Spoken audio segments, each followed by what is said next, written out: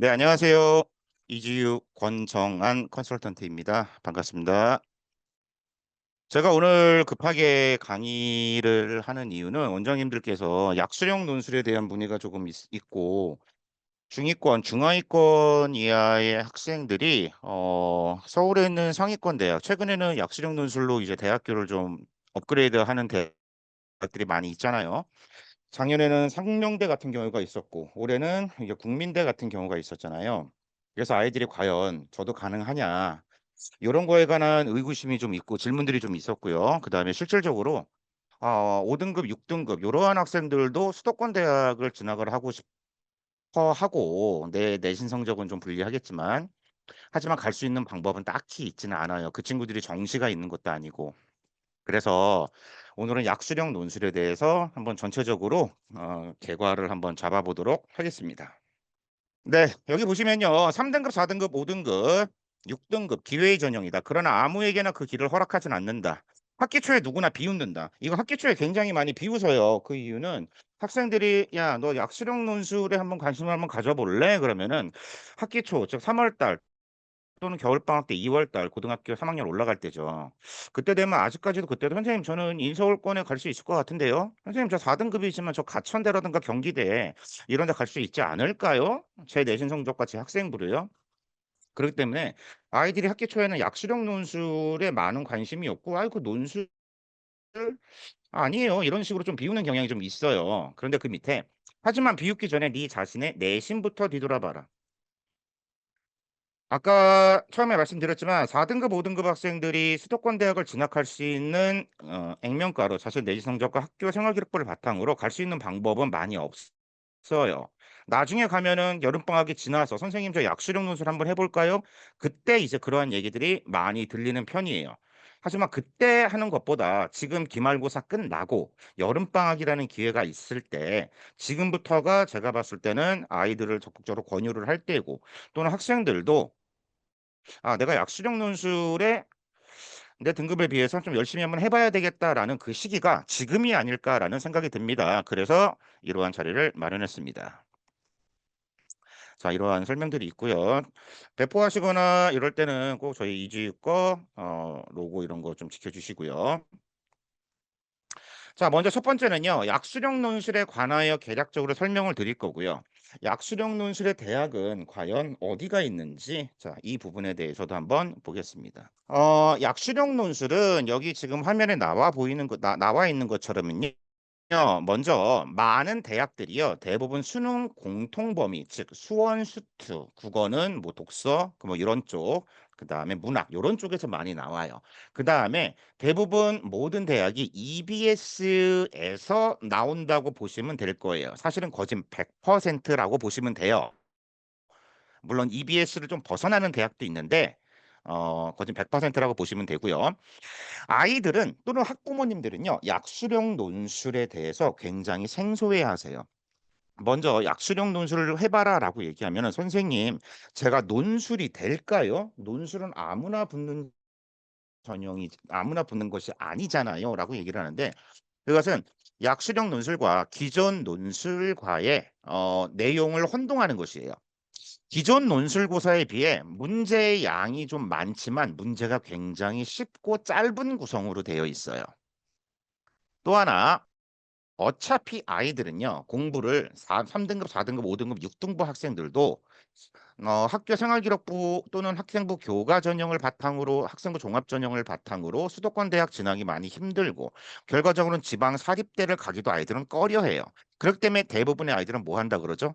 선생님 저 수능까지 가야 될 거예요라고 한다 그러면 분명히 수원 수투를 아이들이 해야 되잖아요. 열심히. 그다음에 기본적인 국어 공부도 해야 되잖아요. 그것을 공부하는 그 자체가 바로 약수령 논술을 준비하는 것이기 때문에 선생님 약수령 논술까지 도대체 어떻게 준비해요? 수능 준비해야 되는데 아니요. 이게 오히려 그 과정이 될 수도 있습니다. 그래서 수능을 충실하게 준비한 학생들이 해결할 수 있는 문제로 구성이 되어 있는 게 사실입니다. 약수령 논술에 관심이 있는 학생은요. 나중에 최종적으로 내가 어느 대학교의 약수령 논술에 맞는지 또는 논술고사의 학교마다의 출제 유형이 달라요. 그러한 것을 확인해 보고 전략적으로 어디에 원서를 써야 될지 판단을 해 보시면 될 것 같습니다. 고3이라면은 각 학교의 모집 요강 역시 읽어봐야 됩니다. 모집 요강을 읽어보지 않고 네이버에 검색하는 아이들이 있어요. 올해도 약수령 논술이 바뀐 대학이 꽤 많아요. 근데 아이들은 그 화면만 보고 날짜도 안 보잖아요. 네이버를 볼 때. 꼭 올해 거 모집 요강을 보시길 바랍니다. 자, 밑에 표를 보시면요. 약수령 논술은 크게 수학만 보는 대학이 있어요. 수학만 보는 대학 밑에 한국공학대, 한국기술대, 한국외대 글로벌 캠퍼스, 홍익대, 세종 이런 게 있고요. 지금 여기 나와 있는 이 표는 작년도 걸 기준으로 만든 거예요. 이 뒤에 2026학년도 것도 있습니다. 그 다음에 수학이 아니고요. 국어를 보는 학교도 옆에 나와 있어요. 아, 보이시죠? 과천대입니다. 아, 인기가 엄청 많은 대학이고요. 1000명대에 육박하는 아이들을 뽑죠. 굉장히 많이 뽑고 있고요. 그 다음에 작년도에 인서울권에 드디어 나름대로 인지도가 좀 있는 인지도에 비해서는 인서울에서 설마 이 대학이 약수능 논술을 하겠어? 그러한 대학이 상명대가 처음 들어왔죠. 상명대. 자, 바로 위에 있는 대학이 수학 국어를 보는 대학입니다. 자, 밑에 1번입니다. 중하위권 전형의 희망입니다. 아까 처음에 얘기했습니다. 이 말은요. 반대로 처음에는 신경 쓰지도 않는다라는 것이 학기 초에 아이들은 비웃어요. 학기 중에도 비웃어요. 결국에는 여름방학이 끝나고 발등에 불 떨어질 때에 옵니다. 이 얘기를 꼭 전해주시고요. 불 떨어지기 전에 여름방학 되기 기말고사가 끝나기 직전 그때부터 전력 질주를 하길 바랍니다. 나중에 결과적으로 아이들은 약수령 논술을 쓰는 학생들이 굉장히 많습니다. 그러니까 경쟁률이 굉장히 높고요. 그렇지 않으면요. 결과적으로 4등급, 5등급 학생들이요. 지방 사립대 또는 상향 지원에서 수시 다 떨어지고 정시에서 지방 사립대 가게 될 겁니다. 그러면은 열심히 준비해서 동기부여를 좀 해주셨으면 좋을 것 같아요. 동기부여를. 처음에는 겁나 만만히 본다라는 것입니다. 원장님들 지금 만약에 내신성적인 4등급, 5등급, 6등급 되는 아이들한테 약수령 논술 기출문제 작년거나 재작년도 거를 한번 뽑아서 수학 문제를 한번 줘보세요. 국어 문제를 한번 줘보세요. 애들이 대부분 다 선생님 이게 논술이에요? 그러한 표현이 나와요. 그러니까 처음에 굉장히 만만히 본다라는 거예요. 해볼만 하다라는 거죠. 이게 아이들의 자신감을 돋아줄 수 있는 계기가 될 수는 있어요. 하지만 점차 인원이 많아지잖아요. 경쟁률이 높은 전형이에요. 그 밑에 보시면은. 경쟁률이 높다라는 것은 준비를 하고 온 아이들도 있고 하고 오지 않는 아이들도 굉장히 많다라는 거예요. 요거 역시 쉬운 만큼 사실은 굉장히 공부를 열심히 해야 돼요. 선생님 저 이 문제 풀 수 있어요. 요 정도는 가능해요. 아니요. 푸는 방법부터 연습을 해야 돼요. 글씨 못 알아보면 안 되고요. 이쁘게 쓰는 법 아이들이 연습을 해야 되고 자기가 쓰는 거기에 개념이 정확히 들어가 있나 올바르게 답을 과연 산출을 해 있나 올바르게 과연 답을 이끌어냈나 그 다음에 각 문항마다 부분 점수도 있어요. 이 약수령 논술에서는요. 부분 점수의 힘이 굉장히 커요. 그래서 1번에 감점을 당했더라도 2번, 3번 이렇게 난이도가 올라가니까 끝까지 포기하지 말고 풀어야 된다라는 거. 결과적으로는 쉽지만 열심히 해야지 요러한 대학을 갈 거 아니에요. 가천대, 상명대, 삼육대 이런 대학을. 결국엔 떨어질 가능성이 크다는 거예요. 결국에는. 그렇기 때문에 선생님 저 이거 풀 수 있어요. 아까 전에. 나중에 이런 친구들 떨어져요. 분명히 앉아서 굉장히 잘해야 돼요. 선생님들이 이러한 학생들을 모아놓고 지도를 하시다 보면요. 그중에 합격 가능성이 있는 친구들이 보여요. 요 친구는 어, 첫 번째 주에는 이랬고 두 번째 주에는 이래서 한 달 정도가 지나다 보니까 처음보다는 풀이 과정이나 글씨도 굉장히 좋아졌고 개념이라든가 이런 것도 좀 나아진 것 같고 답을 돌출하는 능력이 조금씩 상승하는 것 같아. 어라 어떤 학생들은 처음과 달리 답을 어떻게든 풀어서 아이들 이렇게 막 풀잖아요. 답을 풀어 답을 맞추는 거는 같은데 발전하는 능력이 없네. 답을 이끌어내는 서술하는 그러한 능력이 없네. 물론 알려주셔야죠. 이런 거는. 이런 친구들이 나뉘게 됩니다. 그런 친구들이 보이는 것은 선생님의 감으로 보이는 게 아니에요. 분명히 약수령 논술을 할 때는요. 제발 부탁인데 우리 원장님들이 또는 수학 선생님들이 아이들이 답안으로 제출한 거에 대해서 첨삭지를 꼭 배부를 해 주셔야 돼요. 첨삭을 하고 우리 원장님들 또는 수학 선생님들도 기존에 아이들이 썼던 것을 아이들이 풀었던 것이 과연 어떤 식으로 발전해 오나, 얘가 언제는 이랬는데 지금 요 정도까지 바뀌어 왔네. 그러한 답안지를 꼭 가지고 계셨다가 아이가 발전하는 모습을 보면서 동기부여를 해 주시면 좋을 것 같아요. 이 첨삭이 결국에는 핵심이 될 것 같아요, 문제를 아무리 많이 푸는 것보다. 5 번은 "계속 좋은 대학들이 나를 꼬시니." 음. 약수령 논술에 올해 뭐가 생겼죠? 국민대가 생겼어요. 그렇기 때문에 국민대 약수령 논술에 대해서 묻는 아이들이 상당히 많아지고 있다라는 얘기예요. 상당히 많아지고 있다. 그러니까 선생님 저도 국민대 갈 수 있을까요? 4 등급, 5 등급? 4 등급, 5 등급이 국민대 못 가잖아요. 사실은 쉽지 않잖아요. 근데 이번에 보세요. 약수령 논술에 4 등급, 5 등급 학생들 분명히 많이 들어옵니다. 제가 설명 안 한 게 하나 있네요. 여기 가운데 고대 세종이라고 있잖아요. 그죠? 여기 고대 세종. 미적분을 포함해요. 그리고 시간도 120 분이에요. 제가 여기에 뭐라고 적어 놨냐면 여기에 물음표를 적어 놨어요. 과연 고대 세종이 물론 약수령 논술은 맞거든요. 근데 과연 이것을 약수령 논술로 봐야 되냐라는 그 의구심 때문에 그래요. 수학 6문제만 봅니다. 근데 그게 전부 다 미적분이에요. 인문은 교과 통합형 2문제 나와요. 근데 제시문이 굉장히 길어요. 그러니까 시간이 굉장히 길 거 아니에요.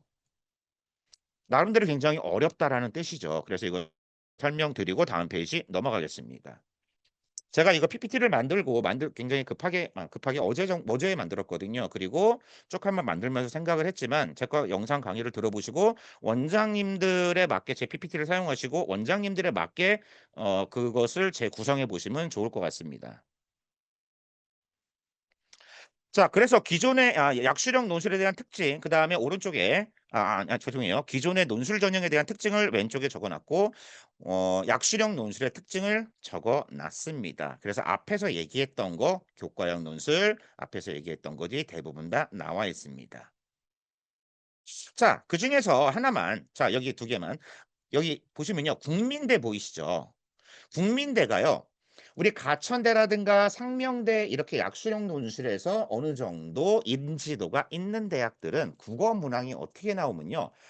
한 어조를 쓰세요. 아니면 단어를 쓰세요. 아니면 한 문장 정도를 쓰세요. 요 정도가 나오거든요. 근데 국민대 국어 문항의 일부에서는요. 500자에서 100자 이내를 서술하세요라는 게 나와요. 사실은 100자면은 길지는 않는 거예요. 그런데 다른 데 논술 전형과 조금 다르다라는 거 그 정도 알아도 되시는 거고요. 아까 전에 세종 캠퍼스에 제가 미적분 본다 그랬잖아요. 고대 세종이 마찬가지로 국민대도 미적분이 출제가 됩니다. 나 국민대야. 그래도 나름대로의 포지션이 있으니까 요 정도 해갖고 와. 요런 느낌이 되겠죠. 학원에 이런 아이들 있잖아요. 내신 등급이 4등급, 5등급인데 수학은 3등급, 2등급, 3등급, 2등급 왔다 갔다 하는 아이들. 요런 케이스의 아이들이 장점이 될 수 있을 것 같습니다. 또 하나 그 밑에. 최근에요. 논술 반영 비율이 굉장히 증가하고 있어요. 논술 반영 비율이. 논술이 80%였다가 논술이 80%라는 얘기는 반대로 내신이 20% 들어간다는 소리예요. 근데 얘가 논술이 90%로 상승되고 내신은 10%로 되고 그냥 이러한 대학들이 논술 100으로 바뀌는 경우도 있어요. 논술 100이다. 일반 논술이 아니고 약수령 논술이다. 5등급, 6등급, 7등급 아이들 들어갈 수 있는 가능성이 열리는 거예요. 그러니까 7등급이면은 아무것도 못 하잖아요. 아니요. 수학만 잘하는 아이들도 꽤 있어요. 수학 3등급 나오는 아이들도. 그래서 대학교의 발표 요강을 좀 보시면은 입시 결과를 좀 보시면은 6등급, 5등급 후반, 6등급, 7등급들 아이들이 있는 표본들이 꽤 보일 거예요. 그러한 대학은 대부분 다 논술 100 전형입니다. 그래서 이러한 것도 원장님들 한번 보시고 각자 학원에 맞게 쓰시면 좋을 것 같습니다. 자, 강남대학교예요. 강남대학교. 자, 일반적으로요. 수도권 대학에서 3등급 중후반에서 4등급 초반에 형성되는 학교예요. 강남대는 뭐 다양한 과가 있지만 사회복지학과가 좀 좋아요. 강남대를 갈 만한 아이들이 과연 있을까? 학교의 인지도 이런 걸 생각해 보면은 그런데 지방 사립대를 갈까? 아니면 집에서 출퇴근하면서 강남대를 갈까? 그러한 것은 생각을 좀 해보면 좋을 것 같습니다. 자, 강남대는 내신이 20% 들어가네요. 논술이 80%예요. 아까 전에 하천대는 뭐예요? 논술 백전형입니다. 내신을 전혀 안 봅니다. 그거 생각하시고 전략을 짜시면 될 것 같고요. 내신이 20% 들어가는데 선생님 내신의 영향력은 어떻게 돼요? 잘 한번 볼게요. 제가 여기 표를 갖고 왔잖아요. 그죠? 여기가 약수령 논술 전형의 내신의 급간이고요.